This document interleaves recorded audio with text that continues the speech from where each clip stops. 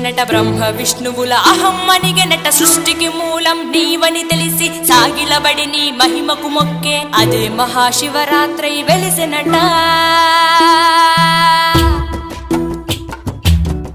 అరే ఓ జంగమా విభూది లింగమా పక్కన పార్వతమ్మ